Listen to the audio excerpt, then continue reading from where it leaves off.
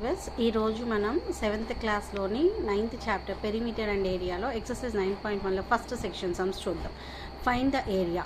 ఈ షేప్ గురించి ఏంటి, area of the parallelogram find out చేయమంటున్నాడండి. మనకి what is the formula for area of parallelogram? Area of parallelogram is equal to base into height. ఇచ్చిన ఫిగర్లో base ఏంటి, height ఏంటి అనేది ఆల్రెడీ మనకి ఫిగర్స్ ద్వారా తెలుస్తుంది. కాబట్టి వీటిని మల్టిప్లికేషన్ చేసేస్తే మనకి ఫైండ్ ఏరియా అనేది వచ్చేస్తుంది. అది ఎలానో ప్రాసెస్ చూద్దాం.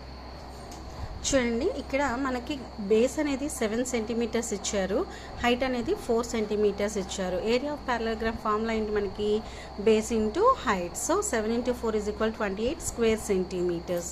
ఓకేనా? ఈ విధంగా నెక్స్ట్ సమ్స్ కూడా చూద్దాం. చూడండి, ఇక్కడ వచ్చేటప్పటికి మనకి బేస్ అనేది 3 సెంటీమీటర్స్ ఇచ్చారు, హైట్ వచ్చేటప్పటికి 3 సెంటీమీటర్స్ ఇచ్చారు. Area of parallelogram formula B into H. So 3 into 3 is equal to 9 square centimetres. ఇలా సెంటీమీటర్ స్క్వేర్ రాసినా కూడా మనకి స్క్వేర్ సెంటీమీటర్సే అవుతుంది. ఇలా కూడా రాసుకోవచ్చు. అలానే బేస్ నెక్స్ట్ వన్ వచ్చేటప్పుడు 2.5, హైట్ వచ్చేటప్పటికి 3.5. ఇక్కడ మల్టిప్లికేషన్స్ అనేవి పాయింట్ తర్వాత మనకి ఇక్కడ ఒక డిజిట్ ఉంది, ఇక్కడ ఒక డిజిట్ ఉంది. సో మనం మల్టిప్లికేషన్ చేసినప్పుడు మనకి వచ్చిన నెంబర్కి పాయింట్ అనేది 2 డిజిట్స్ తర్వాత పెట్టాలి. ఓకేనా? రైట్ సైడ్ నుంచి లెఫ్ట్కి కౌంట్ చేసుకుంటూ పెట్టాలన్నమాట. అలానే ఫోర్త్ సమ్ కనుక చూసినట్లయితే బేస్ అనేది 5 సెంటీమీటర్స్, హైట్ అనేది 4.8 సెంటీమీటర్స్ ఇచ్చారు. Area of parallelogram formula B into H కదా. సో 5 into 4.8 అనేది తీసుకున్నాము. సో మల్టిప్లికేషన్ చేస్తే మనకి 240 వచ్చింది. పాయింట్ తర్వాత 1 డిజిట్ ఉంది కాబట్టి 24 సెంటీమీటర్ స్క్వేర్ రాస్తాం.